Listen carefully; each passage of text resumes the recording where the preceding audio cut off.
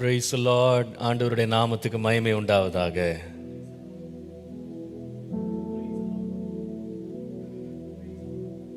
கர்த்தர் கிருபையாக ஒரு புதிய நாளை நம்முடைய வாழ்க்கையிலே தந்து இன்றைக்கும் தேவனுடைய வார்த்தையோடு நம்முடைய நாளை நாம் துவங்குவதற்கு தேவன் கொடுத்த இந்த நல்ல சந்தர்ப்பத்திற்காய் கர்த்தரை நான் ஸ்தோத்திரிக்கிறேன். I thank God for giving us grace to come to His presence one more day, which He has added in our life, and to spend this day in the presence of God.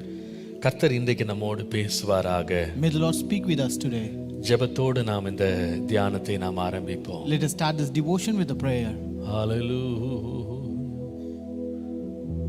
என் இயேசுவை மாத்திரம் பார்த்து கொண்டு பொன் இயேசுவின் அழகையே சிந்தை செய்து என் இயேசுவை மாத்திரம் பார்த்து கொண்டு பொன் இயேசுவின் அழகையே சிந்தை செய்து என் இயேசுவில் எந்தனை வைத்து கொண்டு என் இயேசுவில் எந்தனை வைத்து கொண்டு இயேசுவை போலாக இயேசுவை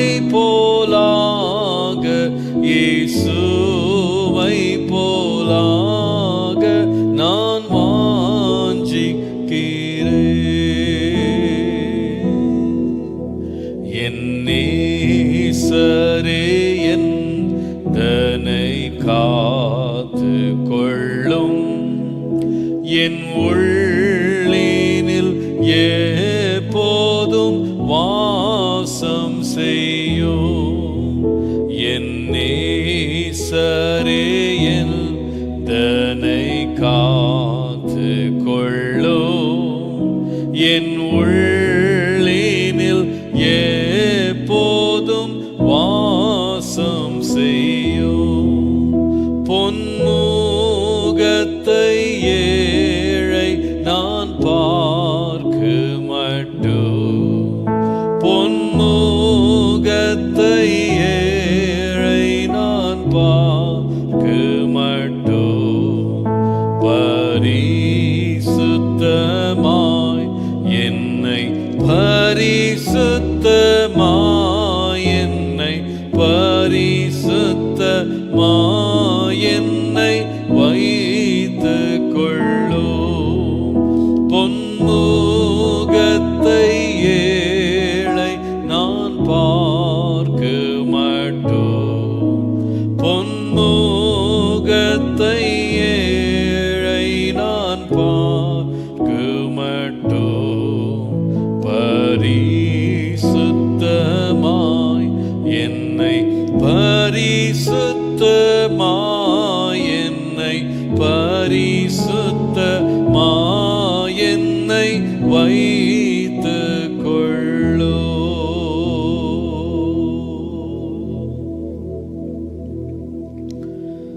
இரக்கமும் கிருபையும் உள்ள எங்கள் அன்பின் பிதாவே, உம்முடைய செல்ல குமாரனாகிய இயேசுவின் நாமத்தினாலே உம்முடைய திரு சமூகத்திற்குள்ளே நாங்கள் வருகிறோம். Our gracious and merciful Father, we come to your presence in the name of your begotten Son Jesus Christ. இன்றைக்கு எங்களோடு இடைபடும். Lord, today speak with us, Lord. எங்களோடு பேசும். Lord, minister with us, Lord. இன்றைக்கு நலமானதை போதித்து உம்முடைய சத்தியத்திற்குள்ளே எங்களை வழிநடத்தும். Lord, teach us that is good to us today and lead us into your truth, Lord. உம்முடைய நாமத்தை மகிமைப்படுத்தும். Glorify your name, Lord. இயேசுவின் நாமத்தில் பிதாவே. In Jesus' name we pray.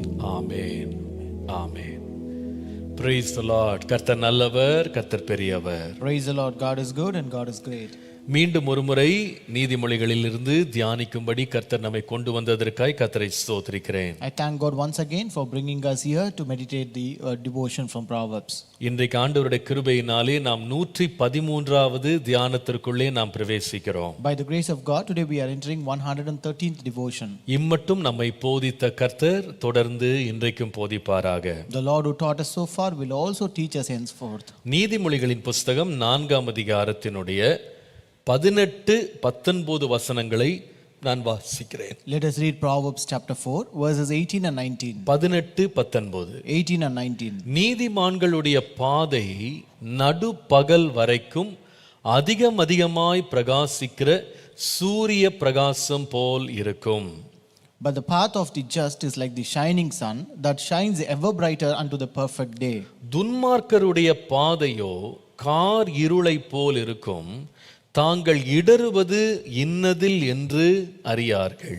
The way of the wicked is like darkness, they do not know what makes them stumble. கர்த்தருடைய பரிசுத்த நாமத்திற்கு மகிமை உண்டாவதாக. Glory be to the name of the Lord. நாம் வாசித்த இந்த 19ஆம் வசனத்தின் இரண்டாவது பகுதி ரொம்ப முக்கியமானது. The second part of verse 19 is very important. துன்மார்க்கர் தாங்கள் எதிலே இடறுகிறார்கள் என்றே அறியார்கள். The wicked do not know what makes them stumble. நம்முடைய வாழ்க்கையிலே இடறல் இல்லாமல் இருக்க வேண்டியது மிக அவசியம். It is very much necessary that we should not stumble in our life. நம்முடைய தேவனும் நாம் இடராதபடி நம்மை காக்கிறவர் என்று வேதத்திலே வாசிக்கிறோம். Even we read in the Bible, our Lord is the one who keeps us that we may not stumble. நீங்கள் 121ஆம் சங்கீதத்தினுடைய 3ஆம் வசனத்தை நீங்கள் வாசிப்பீர்களானால், If we read Psalm 121 and verse 3, உன் காலை தள்ளாட ஒட்டார் என்று வாசிக்கிறோம். we read, He will not allow your foot to slip.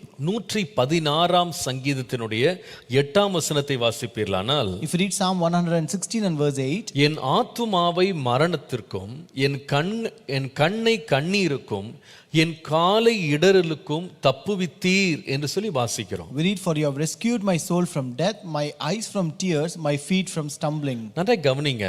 Listen carefully. தேவன் நாம் தனிப்பட்ட விதமாக இடராமல் நடக்க வேண்டும், இடராமல் வாழ வேண்டும் என்று அவர் விரும்புகிறார். So the Lord personally wants and desires that we should live a life that will not stumble. அதே வேளையிலே நாம் மற்றவர்களுக்கு ஒரு இடரலாகவும் இருக்கக்கூடாது என்பதில் தேவன் ரொம்ப கவனமா இருக்கிறார். At the same time, the Lord is also much concerned that we should not be a stumbling to others. நீங்கள் மத்தேயு 18ஆம் அதிகாரத்தினுடைய 6-7 வசனங்களை வாசிப்பீர்களானால், If you read Matthew chapter 18 verses 6 and 7, என்னிடத்தில் விசுவாசமாய் இருக்கிற இந்த சிறியரில் ஒருவனுக்கு இடரல் உண்டாக்குகிறவன் எவனோ அவனுடைய கழுத்தில் எந்திர கல்லை கட்டி சமுத்திரத்தின் ஆழத்திலே அவனை அமிழ்த்துகிறது அவனுக்கு நலமாயிருக்கும். இடரல்களின் நிமித்தம் உலகத்திற்கு ஐயோ, இடரல்கள் வருவது அவசியம். ஆனாலும் எந்த மனுஷனால் இடரல் வருகிறதோ அவனுக்கு ஐயோ என்று இயேசு சொன்னார். But whoever causes one of these little ones who believe in me to sin, it would be better for him if a millstone were hung around his neck and he were drowned in the depth of the sea. Woe to the world because of offenses, for offenses must come, but woe to that man by whom the offense comes. கர்த்தருடைய பரிசுத்த நாமத்திற்கு மகிமை உண்டாவதாக. Glory be to the holy name of God. ஒரு மனுஷன் இடறுகிறான் அப்படின்னா முதல் காரணம் அவன் துன்மார்க்கனாயிருந்து இடறுகிறான். So the first reason why a person stumbles is because he is wicked. நீங்கள் அதனால தான் இங்க வாசிக்கிறீங்க. That's what you read here. துன்மார்க்கர் எதுல இடறாங்கன்னு அவங்களுக்கே தெரியலன்னு சொல்லி. It says the wicked do not know what makes him stumble. ஏன் அவன் இடறுகிறான்? Why is he stumbling? நீங்கள் முந்தின வசனம் வாசிக்கும் போது நம்ம இதை குறித்து நாம் ஏற்கனவே நம்ம தியானித்தோம். ஒரு நீதிமானுடைய பாதை எப்படி இருக்கும்னா பிரகாசமா இருக்கும். So we already meditated in the previous verse that the path of the righteous will be very brighter and இந்த நீதிமானுடைய பாதை பிரகாசமா இருக்கிறதுனால அவன் வெளிச்சத்துல நடக்கிறவனா இருக்கிறதுனால அவனுக்கு இடரல் இல்லை என்று இயேசு சொன்னார். Since the path of the righteous is brighter and since he walks in light, he will not stumble. ஆனால் ஒரு துன்மார்க்கன் இருளிலே நடந்து கொண்டே இருக்கிறதுனால அவன் எதுல இடறான்னு அவனுக்கே தெரியல. But since a wicked walks in darkness, he do not know what makes him stumble. இன்னொரு விதமாய் சொன்னால் அவன் வாழ்க்கையிலே தேவனற்றவனாக, தேவனுடைய வெளிச்சமற்றவனாக, அவருடைய ரட்சிப்பு அவருடைய பரிசுத்தம் இல்லாமல் இருக்கும் பொழுது பலவிதமான பாவங்களில் அவன் துன்மார்க்கத்தில் இடறி விழுகிறான். So in other words, when he lives a life without God, without holiness, without light, without anything of God, then he doesn't know and he walks in darkness and that makes him stumble. அப்போ ஒரு துன்மார்க்கன் தன் வழிகளிலிருந்து திரும்பி கர்த்தருக்கு தன் பாதைகளை ஒப்புக் கொடுத்து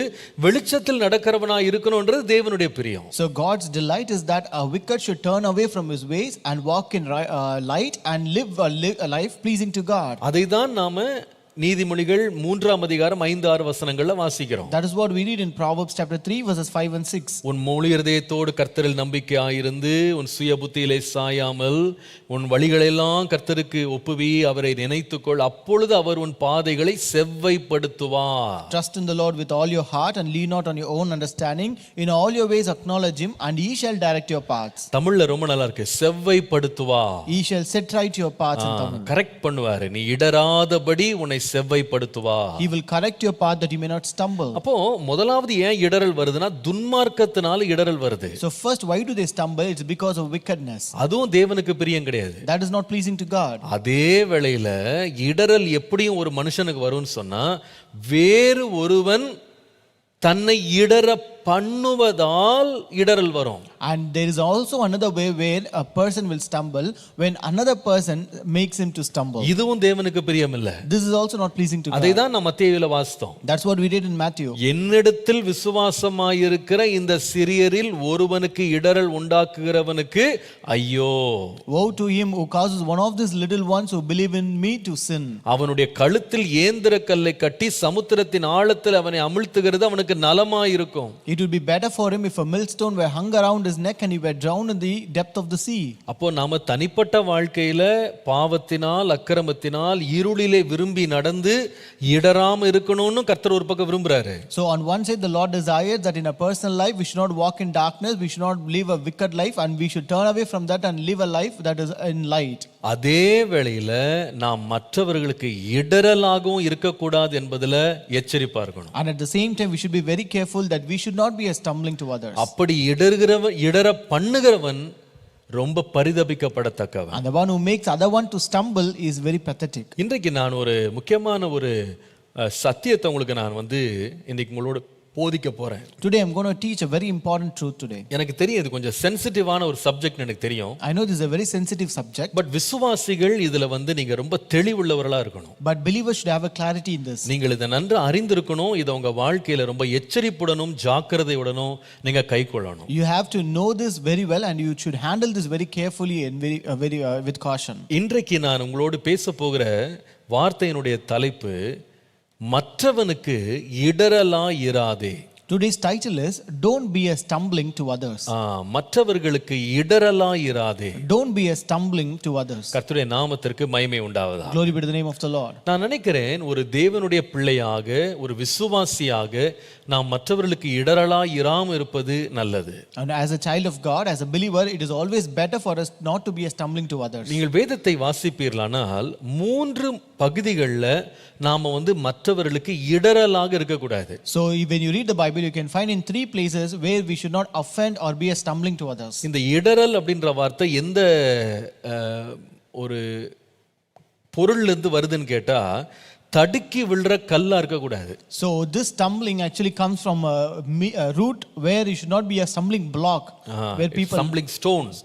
ஒருவர் கல்ல இடறி விழுறாங்க பாருங்க, அந்த மாதிரி நம்முடைய நடக்கைகள் நம்முடைய செயல்பாடுகள் மற்றவர்களுடைய விசுவாச பாதையில அவங்க தடுக்கி விழுந்து முன்னேற முடியாம போகிறதுக்கு தடைக்கல்லாம் மாறிடக்கூடாது. Our actions and our behavior should not become a stumbling stone where people hit and fall down because of it. ஒருவரை ஒருவர் நாம ஊக்குவிக்கிறவர்களாக உதவி செய்கிறவர்களாக கிறிஸ்துவின் பின்பாக நடக்கிறதற்கு நம்ம அவர்களுக்கு ஒத்தாசை பண்ணுகிறவர்களாக இருக்க வேண்டும் என்பது நம்மேல் விழுந்த கடமை. And it is a responsibility that is vested upon us that we should support others, encourage others and also help us others to grow up in Christ. நாமும் இயேசுவை பின்பற்றணும், மற்றவர்கள் இயேசுவை பின்பற்றுவதற்கு நம்ம உதவி செய்யணும். We should also follow Christ and we should also help others to follow Christ. நாம் மற்றவர்களுக்கு நாமே இடறக்கூடாது, அதே வேளையில மற்றவர்களுக்கு இடறலை உண்டாக்க கூடாது. We ourselves should not stumble and we should not remain a stumbling block to others. 3 வித்தியாசமான காரியங்கள்ல நம்ம இடறலை உண்டாக்க கூடாது. There are 3 important things where we should not make people to stumble. முதலாவது காரியம், first thing, மத்தேயு எழுதின சுவிசேஷம் 17ஆம் அதிகாரம் 24 முதல் 27 வசனங்களை பாருங்க. Matthew chapter 17 verses 24 to 27. இந்த சம்பவம் நம்ம எல்லாருக்கும் தெரியும், நான் காரியத்தை மாத்திரம் சொல்லுகிறேன். We know the incident, I just want to tell the content. இயேசு கப்பர்நகூமில வரும் பொழுது இந்த பரிசேயர் இருக்காங்க பாருங்க, அவங்க எல்லாரும் இயேசுவிடத்தில் எப்படியாவது குற்றம் கண்டுபிடிக்கணும் பின்னாடியே சுற்றி வர்றாங்க. So when Jesus came to Capernaum, these Pharisees were coming around him just to find some fault with him. ஆயக்காரரும் அதுல சேர்ந்துக்கிறாங்க. And the publican were also added to it. அவங்களும் எப்படியாவது இயேசுட்ட ஒரு குற்றம் So கண்டுபிடிக்கணும். these tax collectors are also wanted to find some fault. அப்போ இந்த temple tax அன்னைக்குள்ள ஆலய வரின்னு ஒன்று இருந்துச்சு. இந்த ஆலய வரி வாங்குறவங்க பேதுருட்ட வர்றாங்க. So those days they had something called temple tax, and those people came to Peter. அந்த ஆலய வரியை வந்து வாங்குறவங்க பேதுருட்ட வந்து சொல்றாங்க, எங்க உங்க எஜமான் வந்து வரி பணம் கொடுக்கறாரா அப்படின்னு கேக்குறாங்க. Those people who collect that temple tax came and asked Peter, does your master pay tax? உங்களுக்கு நல்லா தெரியணும், அன்றைக்கு யூதர்கள் வந்து ரெண்டு டாக்ஸ் கட்டினாங்க. So you have to know, in those days these Jews paid two kinds of taxes. ஒன்று வந்து அந்த யூத ஆலயம் இருக்கு பாத்தீங்களா, தேவாலயத்துக்குன்னு ஒரு டாக்ஸ் அவங்க கொடுத்தாங்க. So one was locally to that Jewish temple. அது வந்து ரொம்ப அதிகம் கிடையாது, அது வந்து ஒரு அரை வெள்ளி பணம் அவங்க கொடுத்தாங்க. So that was not much, that was a half shekel of tax. அரை வெள்ளி பணம் ஒரு வருஷத்துக்கு. That's a half silver for 1 year. அதே வேளையில அவங்க அன்றைக்குள்ள ரோம அரசுக்கும் அவங்க வந்து டாக்ஸ் கொடுத்தாங்க. At the same time they also paid tax to the Roman government. இப்போ ரெண்டு சம்பவங்களும் பைபிள்ல இருக்கு. இப்போ இங்க நம்ம வாசிக்கிறது வந்து டெம்பிள் டாக்ஸ், அதாவது ஆலய வரி பணம் வாங்குறவங்க வந்து பேதுருட்ட உங்க எஜமான் வரி பணம் கட்டுறாரான்னு கேட்ட உடனே கட்டுறாரு அப்படின்னு சொல்லிட்டார். So incident about both the taxes are present in the Bible, and this incident speaks about the paying of temple tax. அவன் இதை சொல்லிட்டு அவன் வீட்டுக்குள்ள வரும்பொழுது அவன் பேசுறதுக்கு முன்னாலேயே இயேசு அவனை பார்த்து கேட்கிறாரு. And when he told them yes, he pays the tax and came to house, Jesus told him, சீமோனே, உனக்கு எப்படி தோன்றுகிறது? பூமியின் ராஜாக்கள் தீர்வையும் வரியையும் தங்கள் பிள்ளைகளிடத்திலோ அந்நியரிடத்திலோ யாரிடத்தில் வாங்குகிறார்கள் என்று கேட்டார். So he asked, what do you think, Simon, from whom do the kings of the earth take customs or taxes, from their sons or from strangers? அப்போ உடனே இயேசு சொல்றாரு, பேதுரு சொல்லுகிறாரு, அந்நியரிடத்தில் வாங்குகிறார்கள் சொன்ன உடனே இயேசு சொல்றாரு, அப்படியான பிள்ளைகள் செலுத்த வேண்டியதில்லை அப்படின்றாரு. Then when Peter said, from strangers, Jesus said to him, then the sons are free. அப்போ 27ஆம் வசனத்துல Verse 27. இயேசு சொன்னாரு, ஆகிலும் Nevertheless, நாம் அவர்களுக்கு இடரலா இராதபடிக்கு நீ கடலுக்கு போய் தூண்டில் போட்டு முதலாவது அகப்படுகிற மீனை பிடித்து அதன் வாயை திறந்து பார், ஒரு வெள்ளி பணத்தை காண்பாய், அதை எடுத்து எனக்காகவும் உனக்காகவும் அவர்களிடத்தில் கொடு என்று சொன்னார். he said, nevertheless, lest we offend them, go to the sea, cast in a hook, and take the fish that comes up first, and when you opened its mouth, you will find a piece of money. Take that and give it to them for you and for me. இங்க பாருங்க, இதை வந்து நான் கொஞ்சம் விளக்க விரும்புறேன், என்ன இதுல பின்னணின்னு சொல்லி விளக்க விரும்புறேன். So I want to just explain the background of this. இந்த டெம்பிள் டாக்ஸ் அப்படின்னு சொல்றது வந்து யூதர்கள்ல 20 வயதிற்கு மேற்பட்ட எல்லாருமே இந்த டாக்ஸை கொடுத்தாங்க. அது எதற்குன்னு சொன்னா இந்த ஆலயத்தை பராமரிப்பதற்கு, அதை வந்து பேணி காப்பதற்கு. So this temple tax was paid by Jewish males who were over age 20, and this money was used for upkeeping and maintenance of the temple. இது வந்து ஆரம்பம் எங்கன்னு கேட்டீங்கன்னா, யாத்ராகமத்தின் புஸ்தகம் 30ஆம் அதிகாரம் 13 முதல் 16 வசனங்கள் நீங்கள் போய் அப்புறமா வாசிங்க. So this beginning was found in Exodus chapter 30 verses 13 to 16, which you can read later. அங்கே ஜன கணக்கெடுப்பு எடுக்கும்போது, ஜனத்தொகை எடுக்கப்படும் பொழுது அங்கே வந்து எல்லாரும் வந்து ஒரு டாக்ஸ் கட்டினதை நீங்க பார்க்கலாம். Here you can see that people paid tax at the time of census. நீங்கள் அதே போல 2 ராஜாக்கள் 12ஆம் அதிகாரம் 5 முதல் 17 வசனங்கள், நெகேமியா 10ஆம் அதிகாரம் 32 33 வசனங்களை படித்தீர்களாலும் அங்க கூட பாத்தீங்கன்னா அந்த டெம்பிள் டாக்ஸ் அப்படின்றது வந்து வருஷத்துக்கு ஒரு முறை செலுத்தினதாக நம்ம பார்க்கிறோம். And also if you read in 2 Kings chapter 12 verses 5 to 17 and Nehemiah chapter 10 verses 32 to 33, we can read that this temple tax was also paid annually here. இந்த டெம்பிள் டாக்ஸ் அப்படின்றது ரொம்ப அதிகம் கிடையாது, அரை வெள்ளி, அதாவது 2 நாள் சம்பளத்துக்கு இணையானது அது. So this temple tax was not a large sum of money, it is half shekel, that is roughly about 2 days wages. நீங்கள் இந்த டால்முட் அப்படின்னு சொல்ற ஓரல் ட்ரெடிஷன் அப்படின்னு சொல்லுவாங்க, யூதர்களுடைய ஓரல் ட்ரெடிஷன்ல அவங்க சொல்றாங்க, இந்த டெம்பிள் டாக்ஸ்ன்றது பொதுவாக எப்போ கலெக்ட் பண்ணுவாங்கன்னு கேட்டா, ஒன்று பஸ்கா பண்டிகை, பெந்தேகோஸ்தே பண்டிகை, கூடார பண்டிகை அப்படின்ற யூதர்களுடைய பண்டிகை காலங்களில் இதை கலெக்ட் பண்ணுவாங்க. So according to this Talmud, which is the oral tradition of Jews, they say that the temple tax was collected during one of the Jewish festivals like Passover, Pentecost or Tabernacles. இப்போ இயேசு ஒரு பதில் சொல்றாரு. Now Jesus gave an answer. பிள்ளைகள் வந்து வரி செலுத்தணுமா அப்படின்னு கேட்டார். He asked, do sons have to pay tax? ஏன் இந்த வார்த்தையை இயேசு யூஸ் பண்ணாரு? Why did Jesus use this word? எல்லா யூதர்களும் கட்டிட்டு இருக்கும்போது இயேசு மாத்திரம் என்ன சொல்றாரு? பிள்ளைகள் கட்டணுமான்னு ஏன் கேட்டாரு? When all the Jews are paying taxes, why did Jesus ask this question? Should sons also pay tax? இதுல என்ன அர்த்தம் தெரியுமா? You know what is the meaning? இயேசு யாரு? Who was Jesus? பிதாவினுடைய ஒரே Chellakumar. Jesus was the only beloved son of God. இந்த ஆலயம் யாருடையது? And to whom does this temple belong? பிதாவினுடைய வீடு. This temple is the temple of God. இப்போ இயேசு பிதாவுக்கு குமாரனா இருப்பதனால அவர் கேக்குறாரு, நான் பிள்ளை என்கிட்டே டாக்ஸ் வாங்குறீங்களான்னு கேக்குறாரு. So since Jesus was the son of God, he asked, I am a son of God, so they want me to pay tax? இன்னும் நீங்க ஆழமா இதுல போனீங்கன்னா, If you go more deeper into it, ஆலயம் என்பதே யாருன்னா இயேசுவே தான் தேவாலயம். so in fact Jesus was the true temple. ஏனண்டா உண்மையான ஆலயம் அவர்தான். அவர் சொல்றாரு, இந்த ஆலயத்தை இடித்து போடுங்க, 3 நாள்ல நான் திருப்பி எழுப்பி கட்டுவேன்றாரு. So that's why he says, you just break this temple down, and I will again rebuild it in 3 days. இயேசுவே தெய்வீக தன்மை, தெய்வீகத்தினுடைய முழு உருவமாக இருக்கிறாரு. And Jesus was the supreme abode of God. அப்போ இயேசுவே அந்த அந்த தேவாலயத்திற்குள்ளே ஒரே தரம் நம்முடைய பாவங்களுக்காய் பிரவேசிக்கிற நித்திய பிரதான ஆசாரியராக இருக்கிறார். And Jesus was the only perfect eternal high priest who went into that temple to give a one time sacrifice. அவரே பலியாக மாறுறார். And he became the perfect sacrifice. திரும்ப சொல்றேன், I repeat it. அவரே ஆலயம், He is the temple. அவரே பிரதான ஆசாரியர், He is the high priest. அவரே பலி. He is the sacrifice. இப்போ சொல்றாரு, Now he says, பிள்ளைகள்ட்டே நீங்க டாக்ஸ் வாங்குவீங்களா? so will you collect tax from your sons? அப்போ உடனே பேதுரு சொல்றாரு, தேவையில்லை அப்போ. Then immediately Peter said, no, not needed. ஆனா உடனே இயேசு சொன்னாரு, But Jesus said immediately, நான் செலுத்த வேண்டிய அவசியம் இல்ல, it is not necessary for me to pay the tax. ஆனாலும் நாம் அவர்களுக்கு இடரலா இராதபடிக்கு நீ எனக்கும் செலுத்திரு உனக்கும் செலுத்திருன்னு சொன்னார். Nevertheless, lest we offend them, you pay tax for me and for you.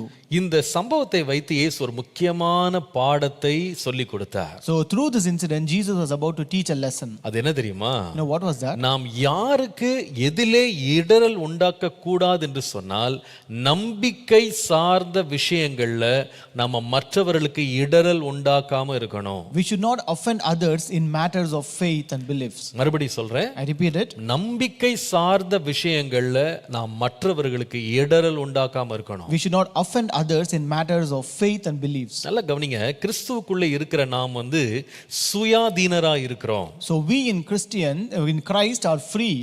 நம்ம யாருக்கும் அடிமைத்தனத்தின் ஆவி கிடையாது. We don't have any spirit of slavery. நமக்கு அப்பா பிதாவே என்று கூப்பிடப்படுகிற புத்திர சுவிகாரத்தின் ஆவியை கொடுத்திருக்கிறார். The Lord has given us a spirit of adoption where we call him as Abba Father. குமாரன் நம்மை முற்றிலும் விடுதலையாக்கி இருக்கிறார். The Son has totally made liberated us. நாம் யாருக்கும் எதற்கும் அடிமைப்பட்டவர்கள் அல்ல.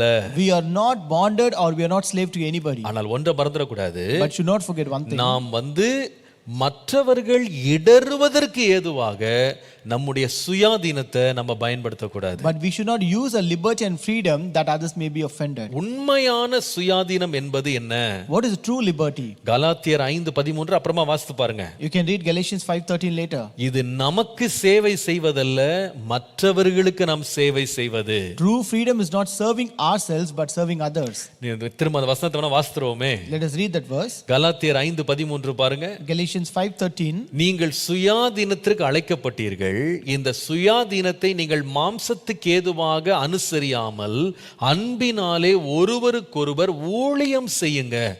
For brethren, you have been called unto liberty. Only use not liberty for an occasion to the flesh, but by love serve one another. இங்க இயேசு நமக்கு ஒரு முன்னடையாளம். Yeah, Jesus is an example for us. என்ன முன்னடையாளம்? What is that example? ஒரு தேவகுமாரனாய் தனக்கு அத்தனை உரிமைகள் இருந்தாலும் சுவிசேஷம் பிரபல்யமாவதற்கு மற்றவர்களுக்கு ஒரு இடரலா தடையா இராதபடிக்கு அவர் தன்னுடைய குமாரன் என்று சொல்கிற உரிமைகளை கூட அவர் விட்டு கொடுத்தார். Though Jesus had all the rights to claim himself as the Son of God, he refrained from exercising his rights as Son of God to avoid any obstacles to share the good news. இயேசுவுடைய நோக்கம் என்னவா இருந்தது? What was the motive of Jesus? நான் சுவிசேஷத்தை அறிவிக்கும்படி நான் அனுப்பப்பட்டிருக்கிறேன். I've been sent to preach the gospel of God. அதை நான் சொல்வதற்கு என் வாழ்க்கையில் ஏதாவது ஒரு சம்பவம் பாவம் தடையா இருக்குமானா என் உரிமைகளை கூட நான் விட்டு கொடுக்கிறேன். So if there is any incident or even it's my right that is obstructing it, I'm ready to relinquish them. இன்னொரு சம்பவம் இருக்கு பாருங்க. There's another incident. இதுல முதல்ல சொன்னது temple talks. So first I told about temple tax. இன்னொரு சம்பவம் நீங்க வருவீர்களானா மத்தேயு 22ஆம் அதிகாரம் 15 ல இருந்து 22 வருவீர்களானால், If you come to Matthew chapter 22 verses 15 to 22, இங்கே பரிசேயர்கள் இயேசுவை தம்முடைய வார்த்தைகளினாலே அவரை பிடிக்கும்படி குற்றம் கண்டுபிடிக்கும்படி வருகிறாங்க. so here Pharisees came and tried to trap him in his words. தங்களுடைய சீஷர்களை எரோதியர்களோடு இயேசுவிடத்தில் அனுப்பி ஒரு கேள்வி கேட்கிறாங்க.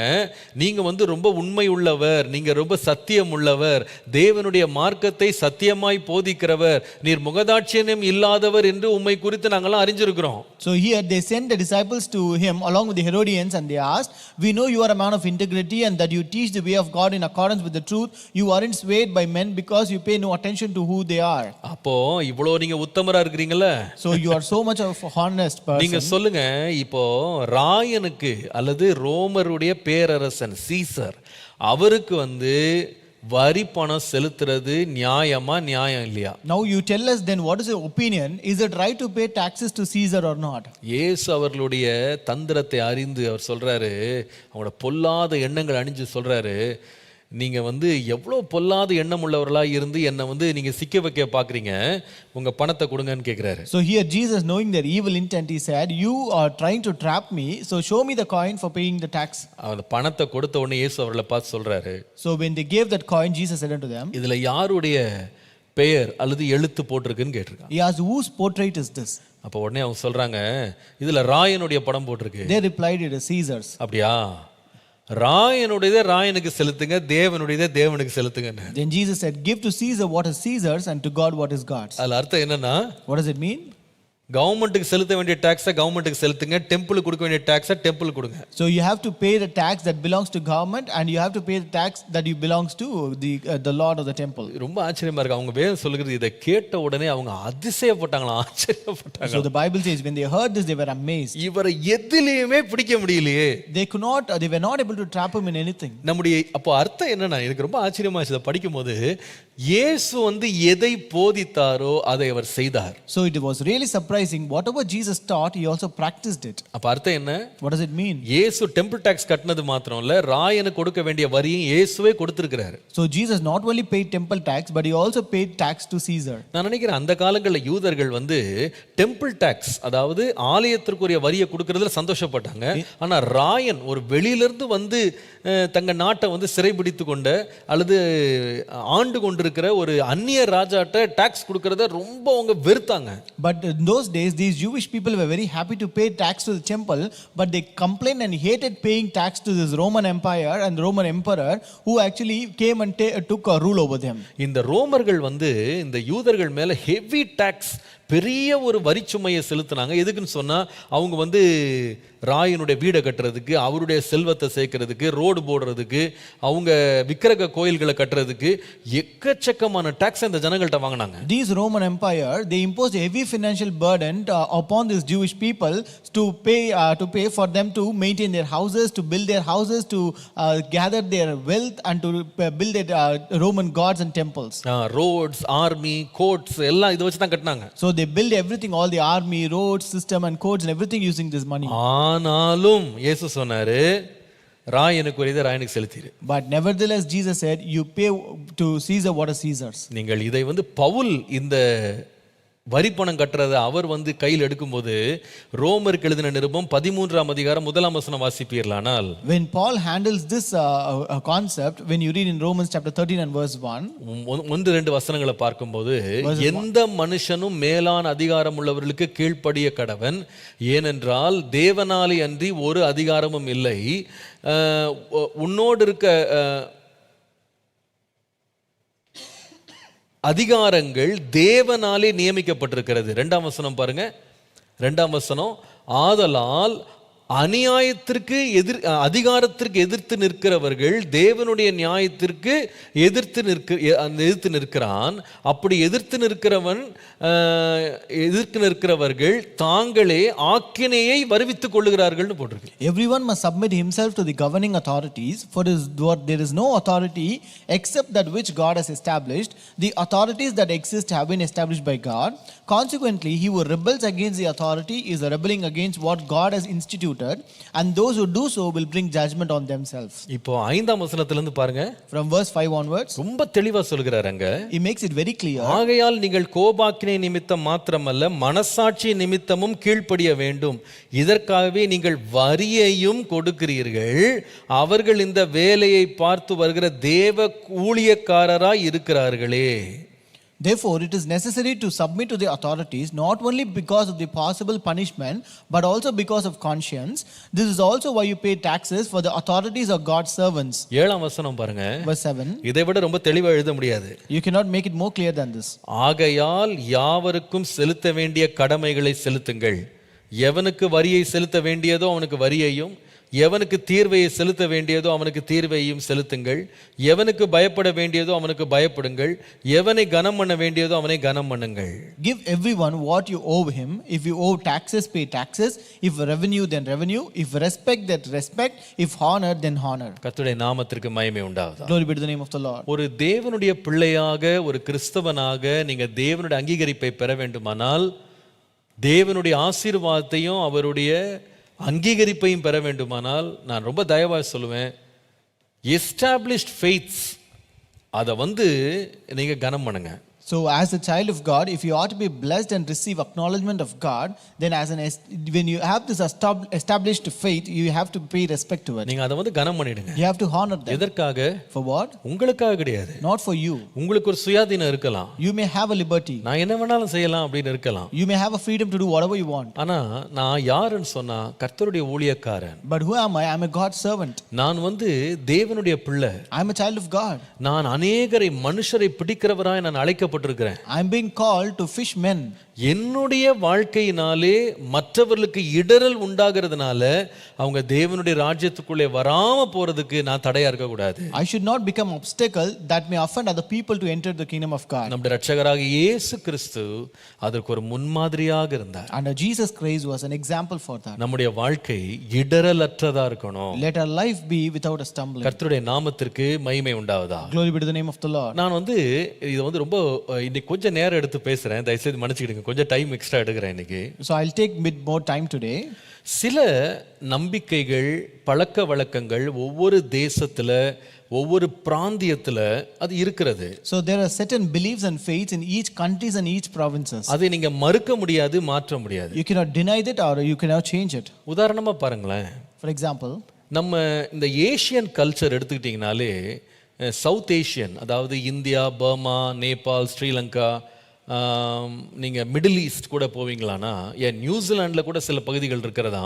நான் இந்த காலைல படிச்சுட்டு இருந்தேன். அந்த பகுதிகளெல்லாம் செருப்பு போட்டு வீட்டுக்குள்ளே போக மாட்டாங்க. So in the South Asian cultures, like countries like India, Burma, Sri Lanka, and also Middle Eastern countries and New Zealand, even I was reading this, they will not enter their houses with slippers. நீங்கள் European கண்ட்ரீஸில் கொஞ்சம் வித்தியாசமாக இருக்கும். So in European countries it will be different. அதில் கூட என்ன வழக்கம்னு கேட்டீங்க, இங்கிலாண்டில் கூட என்ன வழக்கம்னு கேட்டிங்கன்னா, நீங்கள் வெளியில் போட்ட செருப்பை உள்ளே போட்டு வர்றதுக்கு அந்த வீட்டு எஜமான் பரவாயில்ல உங்க செருப்பை போட்டே உள்ள வாங்கன்னு சொன்னாதான் நீங்க போட்டு வரணுமே தவிர நீங்க போட்டு உள்ள வரக்கூடாது. So even in England, only if your master of the house allows you to put your shoes or footwear which you wore outside to enter into the house, only then you can enter in. நான் காலைல வாசிச்சுட்டு இருந்தேன், நியூசிலாந்துல பள்ளிக்கூடங்கள்ல கூட செருப்பை போட்டு உள்ள வர மாட்டாங்களாம். அந்த செருப்பை வெளியவே வச்சுட்டு உள்ள போடுறதுக்குன்னு தனியா ஒரு செருப்பு வச்சிருவாங்களாம். அந்த செருப்பு தான் உள்ள போட்டு சுத்துவாங்களாம். So I have also read in this morning that in schools they will not allow the students to wear their footwear inside. They have to leave their footwear outside and they will have separate footwear to wear inside the classes. இது எனக்கு ரொம்ப ஆச்சரியமா இருந்துச்சு. This was really surprising. இது பாத்தீங்கன்னா நம்முடைய இந்திய கான்டெக்ஸ்ட்ல சரி, இன்னும் அநேக இந்த மிடில் ஈஸ்டர்ன் கல்ச்சர்ல பாத்தீங்கன்னா விசேஷமாக ஆலயங்களுக்குள்ள செருப்பு போட்டு போக மாட்டாங்க. So when you look at our Indian culture and also Middle Eastern countries, you can see that people will not enter with their footwears into the churches. நான் சர்ச் மாத்திரம் இல்லப்பா, Any டெம்பிள், religious ஒரு place. Gurdwara அல்லது நீங்க ஒரு mask எதுக்குள்ள போனாலும் செருப்பை வெளியே கழட்டு போட்டு தான் உள்ள போவாங்க. So they will leave their footwear outside if they enter any religious centers. இது நம்முடைய ஆலயங்கள்லயும் ஒரு பழக்கமா பெருவாரியான ஆலயங்கள் இருக்குது, பாத்திருக்கீங்களா? So you can also notice this as a practice in most of our churches. இப்போ சில பேர் இதுக்கு ஒரு வசனம் கொடுப்பாங்க, இது ஒரு பரிசுத்த பூமி, அதனால காலில் இருக்க செருப்பை கழட்டுன்னு ஆண்டவர் சொன்னார்ன்ற வசனத்தை எடுத்துட்டு அவங்க இதனால தான் நம்ம செருப்பு போடக்கூடாதுன்னு சொல்லுவாங்க. So people will take a verse for this saying that this is a holy ground, therefore you should not put on your sandals. அப்போ இத நீங்க கரெக்டான ஒரு வசனமா அதுக்கு எடுக்க முடியாது. You cannot take this as a right verse for that. ஏனென்றால் ஒவ்வொரு முறையும் மோசே செருப்பு கழட்டினா தான் நீங்க வாசிக்க முடியாது. It's because you cannot read that Moses removed his sandals every time that he met God. புதிய ஏற்பாட்டுல கூட இயேசு பிரசங்கம் பண்ணும்போது ஜெபம் பண்ணும்போதெல்லாம் செருப்பை கழட்டினாருன்னு சொல்லி நீங்க வாசிக்க முடியாது. Even in the New Testament you cannot read that Jesus whenever he prayed or preached he removed his sandals. இத நீங்க ஒரு வழக்கமாக நீங்க இன்றைக்கு கூட யூரோப்பியன் கண்ட்ரீஸ்ல பாத்தீங்கன்னா அவங்க ஷூ போட்டு தான் அவங்க பிரசங்கம் பண்றாங்க, ஷூ போட்டு தான் ஆலயத்துக்குள்ள வர்றாங்க. So even today in European countries you can see that people enter the churches or temples with their shoes and they also preach with shoes. அதுக்கு ரெண்டு காரணம் இருக்கு. There are two reasons for that. ஒன்று, அவருடைய கலாச்சாரம் ஷூவை அணிவதை ஒரு முழு ஆடையாக பார்க்கிறது. So first, according to their culture, wearing their footwear is one of their clothing etiquette. அதாவது நீங்க செருப்பு போடாத ஒரு ஆளா இருப்பீங்கன்னா நீங்க ஒரு கல்வி அறிவு அற்ற அல்லது ஒரு நாகரிகம் இல்லாதவராக நீங்க பார்க்கப்படுவீங்க. So if you don't wear footwear, it means that you are uneducated and you don't know the culture. You are not a civilized person. நாகரிகம் இல்லாதவங்க தான் செருப்பு இல்லாம அங்க இங்க சுத்துவாங்கன்னு சொல்லுவாங்க அந்த கல்ச்சர்ல. So they say according to their culture only uncivilized people will move around without wearing footwear. அதே இது நம்ம ஊர்ல செருப்பு போடாம நீங்க நடந்தீங்கன்னா பெரிய பக்திமானாக பார்க்கப்படுவீங்க. But that in our country if you don't wear footwear then you will consider to be a great pious man. ரெண்டாவது காரணம், நானும் அங்க போகும்போது பார்த்திருக்கேன், சில பிராந்தியங்கள் இருக்கு, நீங்க செருப்பை கழட்டினீங்கன்னா உங்க கால் நடக்க முடியாத அளவு அந்த குளிர்ல ஃப்ரீஸ் ஆயிடும். So the second reason is that even I have experienced it, if you go to certain countries if you don't wear shoes or footwear then that will be very cold that your feet will be frozen. நீங்க shoe மாத்திரம் இல்லங்க, நீங்க சாக்ஸே ஒரு 3 socks போட்டுக்கிட்டு இருக்கணும், அப்பதான் நம்மளால நிக்க முடியும். So not only shoes, you may have to wear 3 sets of socks.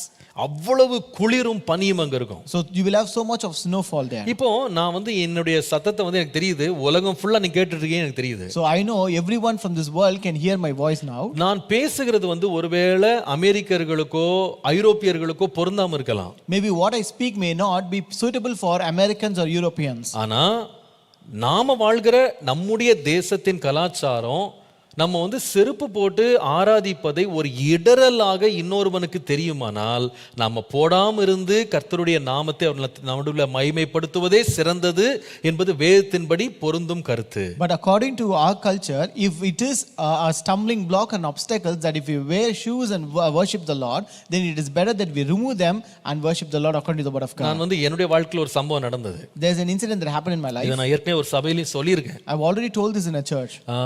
நான் இங்க பக்கத்துல ஒரு கல்லூரியில நான் வாரந்தோறும் நான் செய்யற ஸ்கூல் மினிஸ்ட்ரிக்கு அந்த கல்லூரியில வாரந்தோறும் போய் பாடம் எடுப்பேன். So I used to take lessons to the nearby college here for as a part of ministry. அந்த கல்லூரியில ஒரு சாப்பல்னு ஒன்னு வச்சிருந்தாங்க. So they had a chapel in that school college.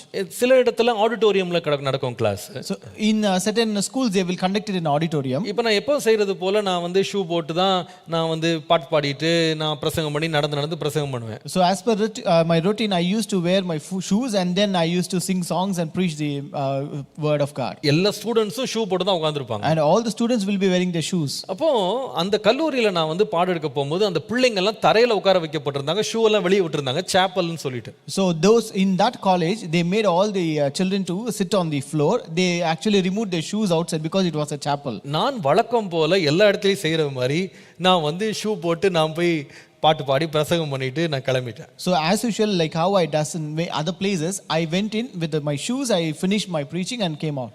நான் வெளியே வரும்போது ஒரு தம்பி வந்தான். So as I came out a boy came to me. அவன் கேட்டான், நீங்க பாஸ்டர் தானேன்னு கேட்டான். He asked me, are you a pastor? நான் சொன்னேன், ஆமாப்பா, என்ன விஷயம்னு கேட்டேன். Yes, I'm a pastor. What's the matter? நீங்க ஒரு பாஸ்டர், நீங்க வந்து இப்படி ஷூ போட்டு ஆராதனை நடத்துறீங்க, பிரசங்கம் பண்றீங்க, இது சரியான்னு கேட்டேன். You are a pastor, but you conduct services, you worship and you preach the word of God by putting on your shoes. Is it right? நான் வந்து ஆர்கியூ பண்ணியிருக்கலாம், I could have argued with him. ஆனா நான் எதுவுமே சொல்லல. I did not utter a word. அதுக்கு பதிலாக நான் சொன்னேன், வெரி சாரி தம்பி, உன்னை நான் அஃபெண்ட் பண்ணியிருந்தேன், நான் ரொம்ப சாரி, இனிமே நான் போட மாட்டேன். I said, I'm really sorry if I have offended you. I will never do this again. கர்த்தருக்கு பயந்து நான் சொல்றேன். அதுக்கப்புறமா நான் அந்த கல்லூரியில நான் ஒரு முறை கூட நான் ஷூ போட்டு உள்ள போல. And fearing the Lord, I say that, and after that, I never went wearing my shoes into that college. எனக்கு சுயாதீனம் இருக்கு, நான் வந்து என்ன வேணா செய்யலாம். I have my freedom to do whatever I want. அவனுக்கு கேட்கறதுக்கு எந்த உரிமையும் கிடையாது. He has no rights to ask me. ஆனா நான் ஏன் தெரியுமா போடல? But why did I wear it? இந்த ஒரு சின்ன காரியத்துக்காக ஒருவனுக்கு இடரலை உண்டாக்கி நான் என்ன ஊழியம் செய்யறது? So what kind of ministry can I do by offending in small matters like this? அது எனக்கு வேண்டாம். I don't want that. அவன் இருதயத்துல ஒரு நம்பிக்கை அவனுக்குள்ள இருக்கு. He has a faith and belief in his heart. அதை நான் உடைக்கிறவனா இருந்து அவன் வசனத்தை கேட்க முடியாதபடி இடரலா நான் மாறிடக்கூடாது. I should not become an offense that I may break his faith and that he may stop hearing the word of God. நேற்றைக்கு ஒரு சின்ன சம்பவம் நடந்தது. Yesterday there happened a small incident. ஒரு சகோதரனை சந்திக்க வந்திருந்தார். A brother came to meet me. இது ரொம்ப வினோதமா இருந்துச்சு எனக்கு. It was really strange to me. அவர் வந்து ஒரு கம்ப்ளைண்ட் பண்ணாரு. He came and complained me. சொன்னார், பாஸ்டர், நம்ம சர்ச்ல வந்து நிறைய பேர் இப்ப வர பாத்தீங்கன்னா இந்த பிரைஸ் தி லார்ட்னே சொல்ல மாட்டேங்கிறாங்க pastor. He said, Pastor, recently in our church I see people, they don't even greet praise the Lord. அவர் சொன்னாரு, ஒவ்வொரு இடத்துல பாத்தீங்கன்னா ஒவ்வொரு நம்பிக்கைகள்ல வந்து எப்படியோ ஒருத்தர் கிரீட் பண்றாங்க. So he said, in many other places they greet each other according to their beliefs and faith. ஆனா நம்ம சர்ச்சிலலாம் இப்போ நிறைய பேர் வந்து பிரைஸ் தி லார்ட்னே சொல்ல மாட்டேங்கிறாங்க. நாங்க வெளியில நின்னு பிரைஸ் தி லார்ட்னு சொன்னா கூட அதை கண்டுக்கிடாம முகத்தை திருப்பிட்டு போயிட்டே இருக்காங்க. But in our churches, when we say praise the Lord, when we ourselves greet and say praise the Lord, they don't even bother to look at us. நீங்க இதை கொஞ்சம் சொல்லுங்க சபையிலன்னு சொன்னார். You just announce this in the church. எனக்கு நான் அவர் சொல்லிட்டே இருக்கும்போது நான் யோசிக்கிறேன். As he was telling me, I was thinking about this. இதை எந்த வசனம் சொல்லி நான் வந்து சபைக்கு சொல்றது, எல்லாரும் praise the Lord சொல்லுங்கன்னு. So quoting which verse can I say that people should greet praise the Lord? ஏன்னா பைபிள்ல எங்கேயுமே praise the Lordன்னு சொல்லி சொல்லுங்கன்னு பைபிள்ல எங்கேயும் போடல. Because it is not written in the Bible that we have to say praise the Lord anyway. அப்ப எந்த வசனத்தை நான் மேற்கோள் காட்டு, இதெல்லாம் யோசிச்சிட்டே இருக்கேன் அவர் பேசும்போது. So as he was speaking, I was thinking as which verses I can quote for this. ஆனா எனக்கு ஒண்ணு புரிஞ்சது. But one thing I understood. இந்த காரியத்தை ஒருவர் செய்யும்போது ஒருவர் என்ன செய்யறாங்கன்னா, செய்யாத போது ஒருவர் இடரல் அடைறாங்க. When a person do not do this, then the other person is offended. இதோட சேர்த்து ஒன்று சொன்னார் பாருங்க, அதான் எனக்கு ரொம்ப ரொம்ப என்ன தொட்டுது. So he also added one more thing to this, which really touched me. அவர் சொன்னாரு, பாஸ்டர், நான் போன வாரம் நான் இங்க ஆலயத்துக்கு வந்திருந்தேன். He said, Pastor, last week I came to the church. உங்க பையனை நான் அப்பதான் ஃபர்ஸ்ட் டைம் பார்த்தேன். நான் சர்ச்சுக்கு வரும்போது அவனை அப்பதான் நான் பார்த்தேன். That is the first time I saw your son when I came to church. அவன் என்ன பார்த்த உடனே பிரைஸ் தி லார்ட் அங்கிள் அப்படின்னு சொன்னான். When he saw me, he immediately greeted saying praise the Lord. எனக்கு ரொம்ப மகிழ்ச்சி ஆயிடுச்சு. I was very happy. அதனால அவருக்கு ஒரு gift நான் எடுத்துட்டு வந்திருக்கேன் சொல்லி ஒரு பணம், நான் எவ்வளவு சொல்ல மாட்டேன், அதை வந்து உங்க பையனுக்கு கொடுத்துருங்கன்னு சொல்லி என்கிட்ட வந்து கொடுத்தாரு. So he said I brought him a gift and he gave me some amount. I don't want to say that, and he told me as a gift to my son. இடரலற்றவர்களாய் இருக்க நாம பிரயாசப்படணும். We have to try to not offend others. அதுதான் ஒரு விசுவாசிக்கு தேவன் கொடுத்திருக்கிற கடமை. And that is the responsibility of a believer. எதுல? In which? முதலாவது நம்பிக்கை சார்ந்த விஷயங்கள்ல. In matters of faith. நீங்க கொஞ்சம் யோசித்து பாருங்களேன். You just think about it. உங்க சுயாதீனத்தை நீங்க வந்து அநேகரை கர்த்தரண்டை ஆதாயப்படுத்துறதுக்கு பயன்படுத்துறீங்களா, அல்லது உங்க சுயாதீனத்தை அநேகருக்கு இடரல் உண்டாக்கும்படி நீங்க பயன்படுத்துறீங்களா? Are you using your freedom in order to draw people towards God, or using your freedom in order to offend people? நான் சொல்றேன், ஒரு praise the Lordன்னு சொல்றது வந்து ஒன்றும் குறைஞ்சு போயிடாது. I tell you, if you say praise the Lord, you're not going to lose anything. அது உங்களுடைய கலாச்சாரத்துல, உங்களுடைய சபையில அது எல்லாருடைய வழக்கமா இருக்குமானா, அதை செய்யறது கர்த்தருக்கும் கனத்தை கொடுக்கும், அதே வேளையில மற்றவர்களையும் வந்து இடர பண்ணாம இருக்குமானா அதை சொல்றதுக்கு தயவு செய்து தயங்காதீங்க. So if that is your practice in your culture and your church, and if it really offends if you don't say that, so don't actually hesitate to say praise the Lord. நான் என்ன சொல்றேன், இப்ப செருப்பு போடுறதோ போடாம இருக்கிறதோ வித்தியாசம் கிடையாது. பூமியும் அது நிறைவும் கர்த்தருடையது தான். So I tell you, putting on your footwear or not is not going to make much difference, because the earth and everything of it belongs to God. ஏன்னா நீங்க பாருங்க, நீங்க வேதத்தின்படி கூட பாத்தீங்கன்னா, நீங்க இத தியாலஜிக்கலா ஆர்கியூ பண்ணீங்கன்னா, புல்பிட் மட்டும்தான் பரிசுத்த இடம் கிடையாது, பூமியே பரிசுத்த இடம் தான். ஏன்னா தேவன் எல்லா இடத்திலும் உலாவுகிறார். So when you theologically when you argue about this, only pulpit is not the one place which is holy. The entire earth is holy because the Lord is moving around the earth. நீங்க அதை வச்சு argue பண்ணி கூட நான் இப்படிதான் போடுவேன் நீங்க போடலாம். You can argue with that and you say only I will put on like this. நீங்க அது ஒரு சுயாதீனம். That is your freedom. ஆனால் ஒன்றும் மறந்துடாதீங்க, நீங்க உங்க சுயாதீனத்தை யூஸ் பண்ணாலும் கொஞ்சம் பேர் இடர்றாங்களா அதை பார்த்து, அவங்க விசுவாசத்துல வலுவுறாங்களா, அது நமக்கு ஆசீர்வாதம் இல்லை, தேவன் அதை அங்கீகரிக்க மாட்டார். But don't forget, when you use your freedom, if there are people who are offended by this, then the Lord will not acknowledge you or accept it, and that is not a blessing to you. கர்த்தருடைய நாமத்திற்கு மகிமை உண்டாவதா. Glory be to the name of the Lord. முதலாவது சொன்னேன், நம்பிக்கை சார்ந்த விஷயங்கள்ல நாம இடரல் உண்டாக்காம இருக்கணும். First I told you we should not offend others in matters of faith. ரெண்டாவது எதுல கூட இடரல் உண்டாக்காம இருக்கணும் தெரியுமா? The second matter in which we should not offend. ரோமர் 14:21 பாருங்க. Romans 14:21. மாமிசம் புசிக்கிறதும் மதுபானம் பண்ணுகிறதும் மற்றதை ஆகிலும் செய்கிறதும் உன் சகோதரன் இடறுகிறதற்காவது தவறுகிறதுக்காவது பலவீனப்படுத்துகிறதற்காவது ஏதுவாயிருந்தால் அவைகளில் ஒன்றையும் செய்யாமல் இருப்பதே நன்மையா இருக்கும். It is good neither to eat meat nor drink wine nor do anything by which your brother stumbles or is offended or is made weak. 1 கொரிந்தியர் 8:13 பாருங்க. 1 Corinthians 8:13. ஆதலால் போஜனம் என் சகோதரனுக்கு இடரல் உண்டாக்கினால் நான் என் சகோதரனுக்கு இடரல் உண்டாக்காதபடிக்கு என்றைக்கும் மாமிசம் புசியாதிருப்பேன். Therefore, if food makes my brother stumble, I will never again eat meat, lest I make my brother stumble. இது ரொம்ப அதிசயமா இருக்குது. It is really surprising. இடரல் நம்பிக்கை சார்ந்த விஷயங்கள் மாத்திரம் இல்ல, இடரல் எதனால கூட வரும்னா ஆகார விஷயங்கள்னால கூட இடரல் வரும். So offense is not only in the matters of faith but also in matters of food. ஆகாரத்தினால ரெண்டாவது இடரல் வரலாம். Second, you can offend others in matters of food. இத பவுல் சொல்றாரு, அப்படி ஒரு இடரல் வந்துருச்சு அப்படின்னா நான் என் வாழ்நாள் பூரா மாம்சமே சாப்பிடாமலே இருக்கேன் அப்படின்றாரு. So here Paul says if someone is stumbled because of that, I will never eat again. சரி, இதனுடைய பின்னணி என்ன?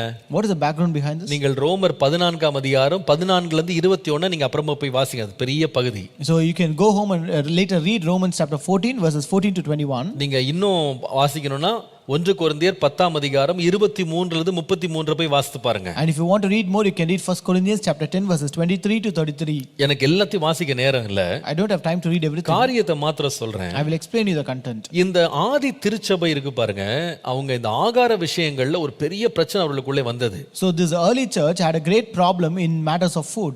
அதாவது என்னன்னு சொன்னா, விக்கிரகங்களுக்கு படைக்கப்பட்டதை புசிக்கலாமா புசிக்க கூடாதா? So they had a concern whether they can eat meat which is sacrificed to idols or not. இப்போ இந்த பிரச்சனை சபையில பெருசான உடனே When this problem increased in the church, அப்போஸ்தலர்கள் என்ன செய்தாங்கன்னு சொன்னா, what did the apostles do? அவங்க ஸ்ட்ரிக்ட்டா ஒரு ரூல் கொடுத்துட்டாங்க.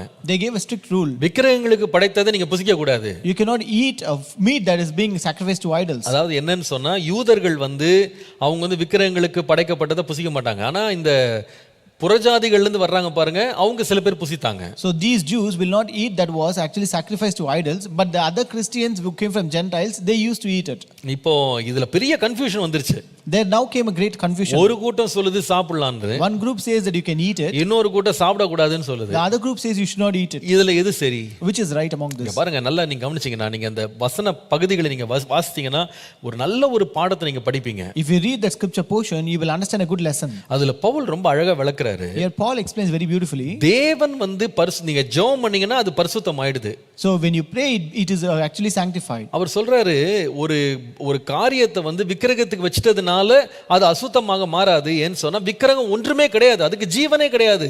அப்ப அதுல எந்த ஒரு வித்தியாசமும் கிடையாதுன்னு அவர் சொல்றாரு. He says just because you offer something to an idol, it is not defiled because this idol has no life, and because of that which there will not be any kind of change in that. ஏன்னு சொன்னா அதுக்கு எந்த ஜீவன் கிடையாது. It's because it doesn't have any life. அது ஜீவனை தான் ஏற்றுக்கொள்ளும். Only if it has life we can accept அதனால அது எதுமே கிடையாதுன்னு சொல்றாரு. But he says it doesn't happen anything. ஆனா ஒண்ணு சொல்றாரு அவரு. But he says one more thing. ரெண்டு காரியம். ஒன்னு, உங்க மனசாட்சி நிமித்தம் நீங்க அதை சாப்பிடாதீங்க. So two things. First, you should not eat according to your conscience. ரெண்டாவது, மற்றவனுக்கு இடரல் உண்டாக்காதபடி நீங்க சாப்பிடாதீங்க. And second, you should not eat when it offends others. நீங்க இத இன்னும் இன்ட்ரிகேட்டா படித்தீங்கன்னா, if you read it more intricately, நீங்க உங்களுக்கு படைக்கப்பட்ட உணவு உங்களுக்கு எதுவுமே சொல்லாம படைச்சாங்களா, நீங்க ஸ்தோத்திரம் பண்ணி ஜெபம் பண்ணி பரிசுத்தப்படுத்தி சாப்பிட்டுருங்க. So if any food is offered to you without any kind of information, you just pray it, cleanse it and then eat it. ஆனால் நீங்க சாப்பிட்றதுக்கு முன்னாடி ஒருத்தர் வந்து சொல்றாங்க, But before you eat, someone is saying this. இது வந்து விக்கிரகத்துக்கு படைக்கப்பட்டது. This is offered or sacrificed to idol. அவர் சொல்றாரு, உங்க மனசாட்சி நிமித்தம் அதை சாப்பிடாதீங்க. He says, you don't eat it because of your conscience. அதே வேளையில At the same time, நீங்க வந்து இந்த உணவை வந்து நீங்க வந்து ரொம்ப பரந்த மனப்பான்மையோட நான் பரிசுத்தம் பண்ணிட்டேன், ஜெபம் பண்ணிட்டேன், எதுவா இருந்தாலும் சரி கர்த்தர் ஆசீர்வச்சிட்டாரு, அது எல்லாவற்றையும் எனக்கு கொடுத்திருக்கிறாரு, நான் ஜெபம் பண்ண பிறகு அசுத்தமானதையும் பரிசுத்தமாக்குவார் அப்படின்னு சொல்லி நீ சாப்பிடுற விசுவாசம் உனக்கு இருக்கலாம். maybe you may have the faith that with a broad mind and broad heart that see this is not defiled because I have prayed it and the Lord has made it holy and it is no more unclean, I can eat it in the God's name. விஷத்தை குடிச்சாலே நீ சாக மாட்டேன்னு ஆண்டவர் சொன்னாரு. The Lord says you will not die even if you drink poison. அப்போ இது என்ன பண்ண போகுது என்ன? So what is this going to do to me? அதெல்லாம் ஒண்ணும் பண்ணாது, நீ சாப்பிடலாம். So you can eat it saying that this will make nothing to you. ஆனா ஒரு பலவீனம் உள்ள ஒரு சகோதரன் உட்கார்ந்திருக்கான். But there's a weaker brother sitting there. அவன் யாருன்னு சொன்னா, விக்கிரகங்கள் வேண்டாம், இது வந்து தேவனுக்கு பிரியமில்லாதது அப்படின்னு சொல்லி அதை வந்து அந்த நம்பிக்கைகளை விட்டுட்டு அந்த பழக்க வழக்கங்களை விட்டுட்டு ஒழிச்சிட்டு கர்த்தருக்காக தன்னை அர்ப்பணிச்சு வந்திருக்கிறான். So that brother is a weaker brother who came living behind the idols, considering them to be defiled and unclean, and he has left everything for Christ and he has come now. ஆனா அவனுக்கு முன்பாக நீ இதை சாப்பிடும்போது அவனுடைய மனசாட்சி என்ன செய்யும்னா இடறி போகுது. But when you eat it before in front of him, then his conscience is really offended. அப்ப பாருங்க, அப்ப அவர் என்ன சொல்றாருன்னா, அதனால நீங்க சாப்பிடாதீங்க, and therefore you don't eat it. நீங்க சாப்பிடாமலே தவிர்த்துருங்க. So you just refrain from eating. ஏன்னா ஒரு பக்கம் பார்த்தீங்கன்னா நீங்க வந்து இந்த உணவுகளை நீங்க படைக்கும் போது யூதர்களுக்கு வந்து மனசாட்சி வாதிக்காம இருக்கிறதுக்கு அவங்களுக்கும் நீங்க அன்பு காட்டி அவர்களையும் அரவணைச்சுக்கிறீங்க. It's because on one side that the Jews may not be consciously pricked, therefore you just show your love and you eat because of it. இன்னொரு பக்கம் விசுவாசிகள், அதாவது புறஜாதியான விசுவாசிகளும் ஒரு விக்கிரகாராதனை நான் பங்கு பெற்றுட்டேனோ அப்படின்ற ஒரு குற்ற மனசாட்சி அவர்களுக்கு வந்து விடாதபடி அதை புசிக்காதீங்க. And the second part, even the Gentile believers could not be accused of participating in idol worship. இது வந்து ரொம்ப முக்கியமான ஒரு காரியங்க. This is a very important thing. அதாவது என்னன்னு சொன்னா, நான் வந்து ஒரு காரியத்தை செய்ய எனக்கு எல்லா உரிமை இருக்கலாம், எனக்கு விசுவாசம் இருக்கலாம், ஆனா நான் மற்றவர்களினுடைய நலனையும் நான் எப்பவுமே பார்த்து நான் செய்ய வேண்டியது என்னுடைய கடமை. So I may have the right and faith to do whatever I want, but I should always take into consideration the goodness and welfare of others. எதனால இதை நான் செய்றேன்? Why do I do this? அன்பினால் செய்றேன். I do it because of love. மற்றவர்கள் மேல் உள்ள இரக்கத்தினால் நான் செய்றேன். I do it because of the mercy that I have on others. மற்றவர்களை வந்து நான் இடற பண்ணாம இருக்கும்படி இதை நான் செய்றேன். I do this that I may not offend others. நான் சொன்ன காரியங்களை நீங்க தனியா உட்கார்ந்து பொறுமையா நீங்க வாசித்து பாருங்க. So whatever I told you, just sit separate alone and read it and see. அப்போ உங்களுக்கு தெரியும் சில காரியங்கள் தியாலஜிக்கலி ரைட்டா இருக்கலாம், but you don't to it, அதை நம்ம செய்யறது இல்லையேன்னு சொன்னா அது இடறலை உண்டாக்கும். Certain things may appear theologically right, but certain things we don't do because it may offend others. இன்னைக்கு பாருங்க, அநேக சபைகள் இதுல துணிகரமா இறங்கி காரியங்களை செய்யறதுனால அநேகருடைய விசுவாசத்தை வலுவ பண்றாங்க. So today in many churches they presumptuously enter into things and do it, they actually offend other people in matters of faith. இத செஞ்சா என்ன?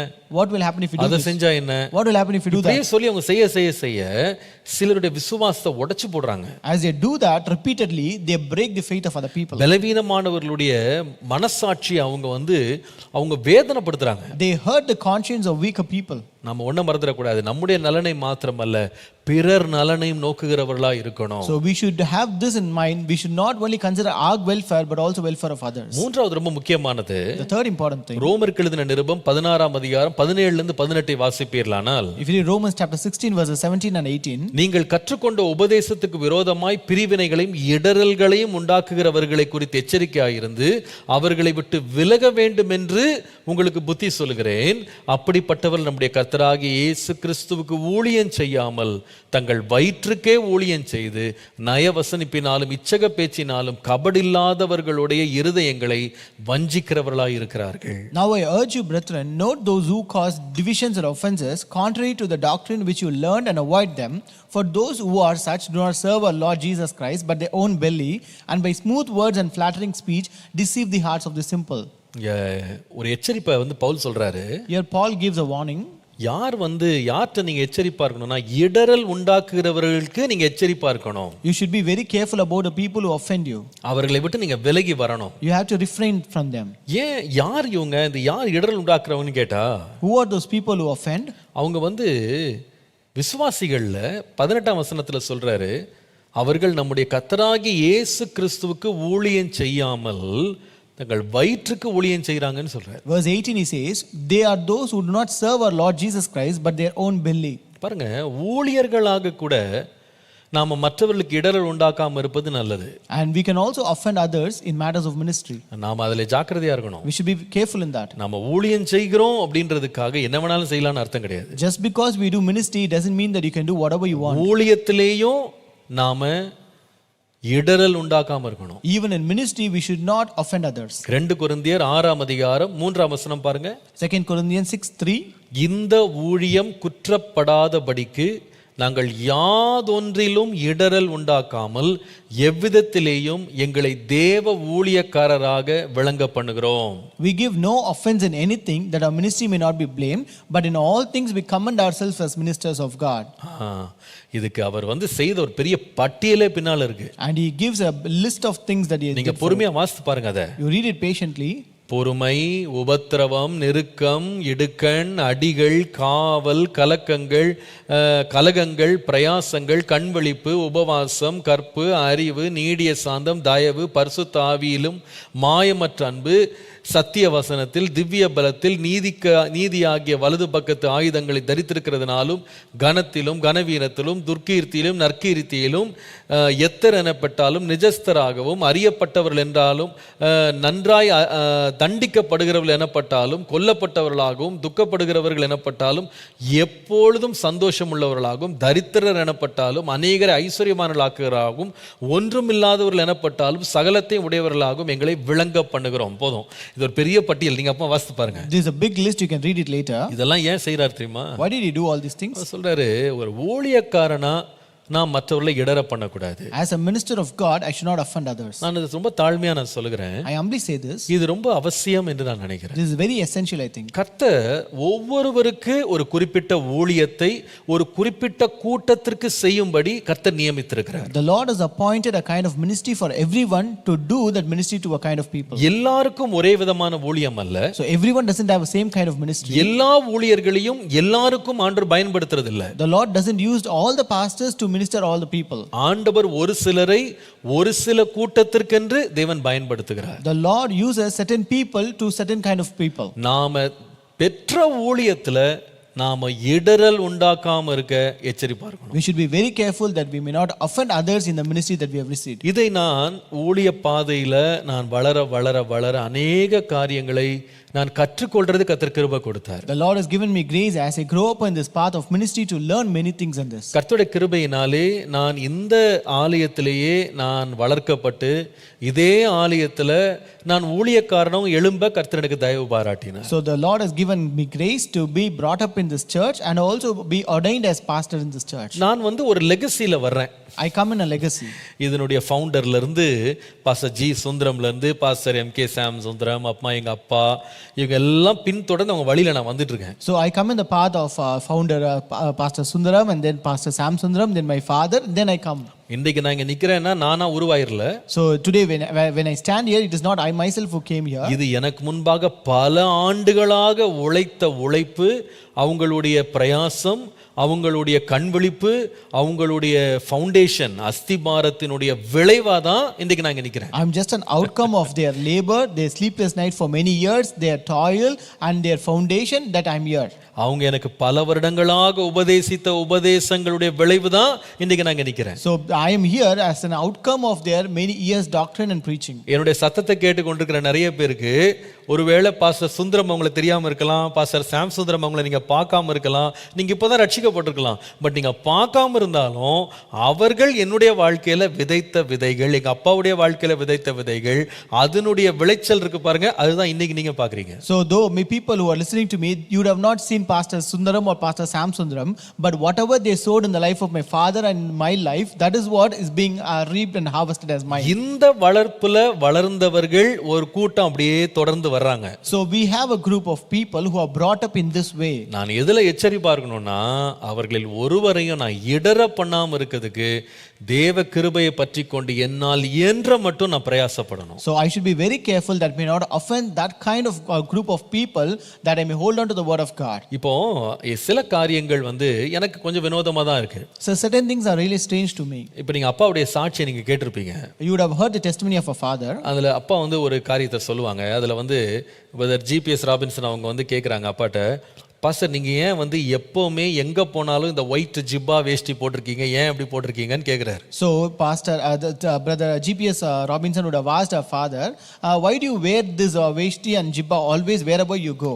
இப்போ அப்பா அதுக்கு ஒரு விளக்கம் கொடுக்குறாங்க. So father gives an explanation. அப்போ அப்பா சொல்றாங்க, எப்படி தேவன் அவர்களுக்கு தரிசனத்துல தான் இந்த விதமான ஒரு உடை அணிந்து நிற்பதாக தேவன் காண்பித்ததாக அப்பா சொல்றதை நீங்க சாட்சியில கேட்டிருப்பீங்க. You have heard in the testimony how the father explains that the Lord has shown him in a vision that the father was wearing this kind of dress in that vision.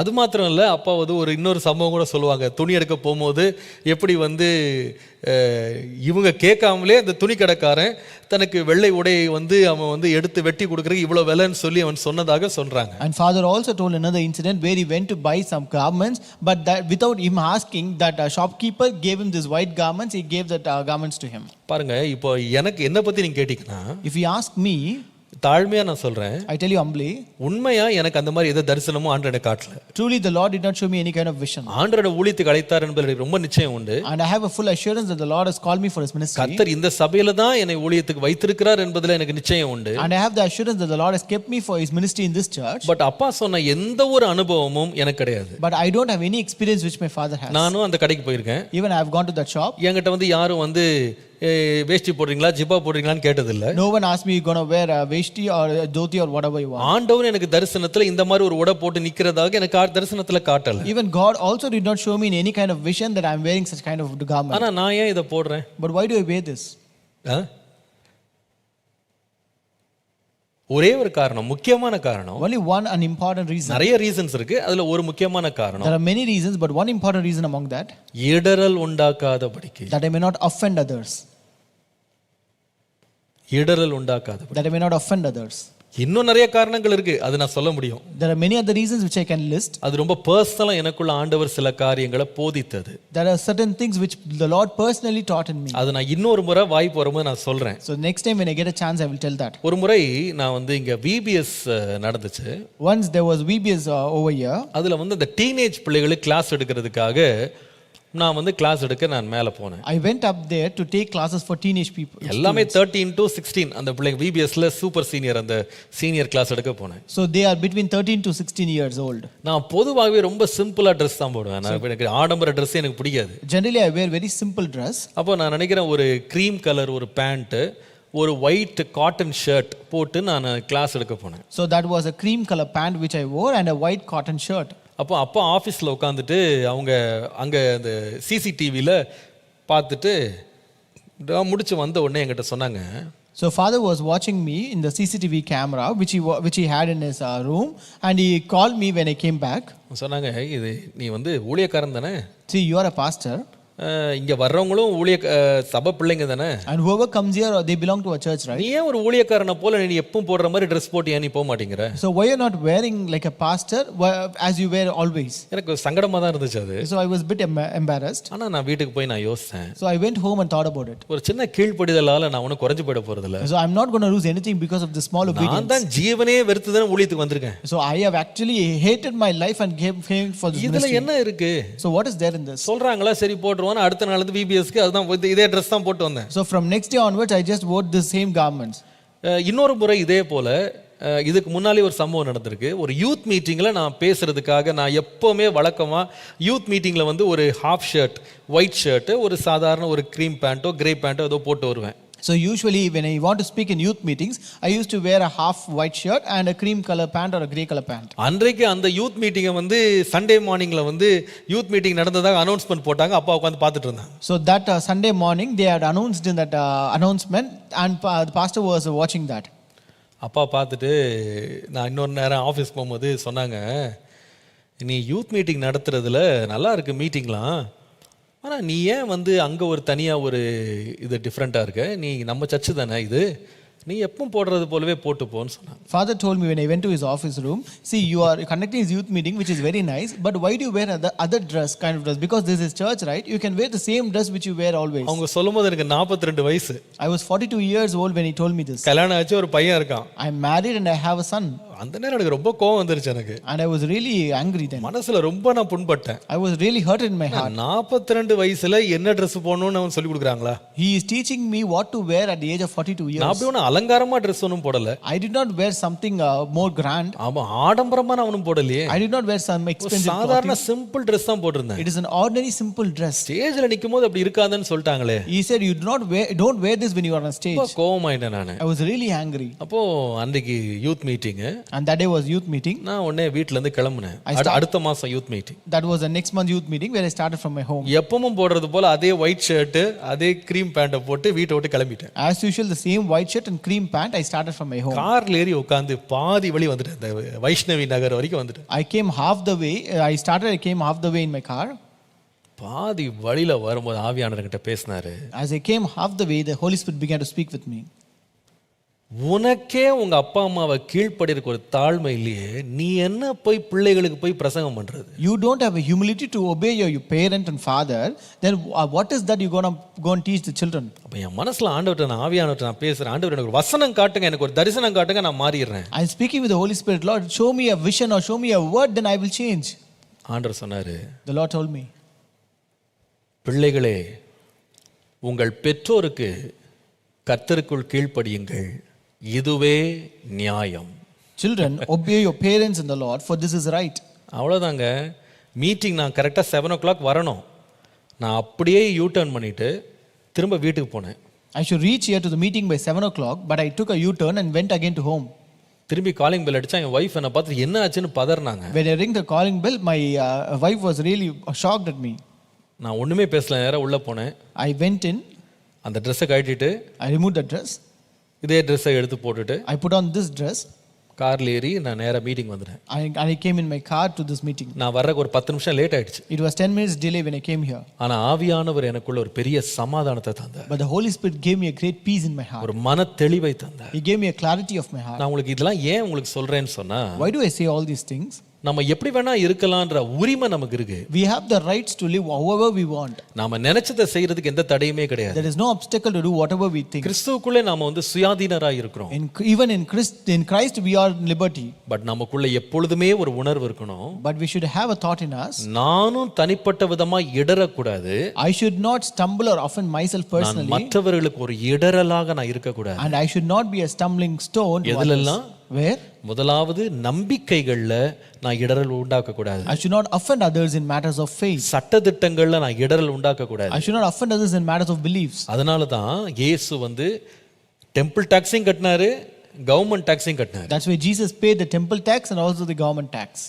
நம்பிக்கை சார்ந்தவர்களுக்கு இடறல் கிடையாது, அரசாங்கம் சார்ந்தவங்களுக்கு இடறல் கிடையாது. Because of which there is no offense for the people who had belief and faith and also people who were in the government. ரெண்டாவது ஆகாரம் சார்ந்த விஷயங்கள்லயும் இடறல் கிடையாது. And there is no, we should not offend others in matters of food. இப்ப சில பேர் கேட்பாங்க, pastor இதை சாப்பிடலாமா அதை சாப்பிடலாமா? Some people will ask, Pastor, shall we eat this or that? சில பேர் கேட்பாங்க, போர்க் சாப்பிடலாமா பாஸ்டர்? போர்க் பன்னிக்கறி சாப்பிடலாமா? Shall we eat pork, Pastor? மாட்டுக்கறி சாப்பிடலாமா? Shall we eat beef?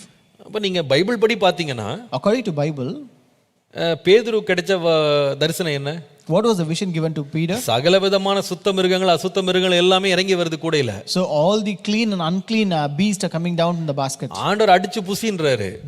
The Lord told him to eat everything. அப்போ புசிக்க முடியாத ஆண்டவரே, நான் யூதன், இப்படி சாப்பிட்டதே கிடையாது நான் சொல்றான். He said, I am a Jew, Lord, I cannot eat all these things. தேவன் பரிசுத்தமாக்கினது நீ என்ன அசுத்தம்னு சொல்றது? எடுத்து சாப்பிடுறாரு. So whatever the Lord has cleansed, how can you call them as defiled? இந்த வசனத்தை வச்சிட்டு நீங்க என்ன வேணா சாப்பிடலாம். So having this verse, you can eat whatever you want. சட்டப்படி ஒண்ணும் குற்றம் கிடையாது. So according to law, it is not wrong. நாம் இன்னும் அந்த பழைய ஏற்பாட்டு நியாய பிரமாணத்துக்கு இல்ல. We are not under the law of the Old Testament. நீங்க வெளிநாடுகளுக்கு போனீங்கன்னா போர்க்கெல்லாம் சர்வசாதாரணம். If you go to the foreign countries, a pork is very ordinary thing. ஆனா நீங்க ஒரு விசுவாசியா இந்தியாவுல இருக்கீங்கன்னு வெச்சுக்கிடுங்களேன். But as a believer, if you are in India, நீங்க ஒரு சுவிசேஷகன், நான் ஒரு தேவனுடைய வார்த்தையை அறிவிக்கிறவன் அப்படின்ற ஒரு உணர்வு உங்களுக்கு இருக்குமானா, உங்க உணவு பழக்கங்கள்ல கூட நீங்க எச்சரிப்பா இருக்கணும். If you have a realization that you are evangelist or you are the one who preach the word of God or you are a believer, you should be very careful in the matters of food as well. ஏன்னா உங்களுடைய சுற்று வட்டாரங்கள சில பேர் இருப்பாங்க, நீங்க இந்த வகையான ஒரு கறியை நீங்க சாப்பிட்டீங்கன்னா அவங்களுக்கு அது பெரிய அஃபென்ஸா இருக்கும். அது Because you will have neighbors where they consider if you eat a kind of a food or a dish that will be greatly offending them. என்ன இதெல்லாம் சாப்பிடுறாங்க அவங்க. See what they are eating, all these things. நான் சொல்றேன், அவர்களுக்கு இடரல் உண்டாகாதபடி சாப்பிடாம இருக்கிறது ஒன்றும் குறைஞ்சு போயிட போறது இல்லை. So you're not going to lose anything that you may if you're not eating that. மூன்றாவது எதுல இடரல் உண்டாக்க கூடாது? The third thing where we should not be stumbling. நம்ம செய்யற ஊழியத்திலேயும் யாருக்கும் இடரல் வேண்டாம். We should not offend others in matters of ministry. முடிவு என்ன? ஏன் உரிமை இல்ல? தேவனுடைய நாமம் மகிமைப்படணும். The end is not my freedom, but the name of God should be glorified. முடிவு என்ன? கர்த்தருடைய ராஜ்யம் கட்டப்படணும். The kingdom of God should be established. என்னையே நான் வெறுத்து தான் ஊழியம் செய்றேன். I hate myself and do this ministry. நான் எனக்கானவைகளை அல்ல, பிறருக்கானவைகளை யோசிக்கிறேன். I don't think about myself, but I think things pertain to others. இந்த சிறியரில் ஒருவருக்கு நான் இடரல் உண்டாக்குவேனானா எனக்கு ஐயோ. And if I make any of one little ones to stumble, it is owed to me.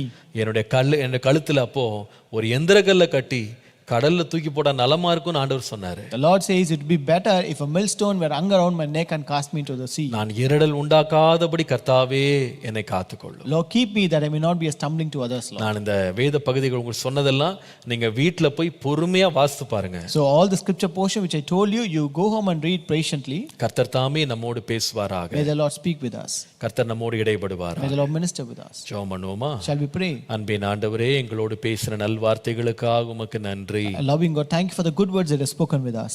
தொடர்ந்து எங்களோடு இடைப்படும். Lord, continue to minister with us. நாங்கள் ஒரு துன்மார்க்கனாக இடராதபடி எங்களை காத்துக்கொள்ளும். Lord, keep us that we may not stumble like wicked, Lord. ஆண்டவரே, நாங்கள் எப்போது வெளிச்சத்தில் நடக்கிற பிள்ளைகளாய் எங்களை வைத்துக்கொள்ளும். Lord, keep us as children who walk in light, Lord. ஆண்டவரே, எங்களுடைய வாழ்க்கையோ எங்களுடைய நடவடிக்கைகளோ இந்த சிறியரில் ஒருவரை ஆகிலும் பலவீனம் உள்ள ஒரு மனசாட்சி உள்ள யாரை ஆகிலும் எங்களுடைய சுயாதீனத்தினாலே ஆண்டவரே நாங்கள் இடர பண்ணி விடாதபடி நாங்கள் மிக ஜாக்கிரதையாக எச்சரிக்கையா இருக்க எங்களுக்கு கிருபை தாரும். Lord, give us grace that because of our freedom or because of any of our activities or our behavior, Lord, we should not make or offend others or little ones or the weaker ones to stumble, Lord. எங்களுக்கு ஞானம் தார ஆண்டவரே.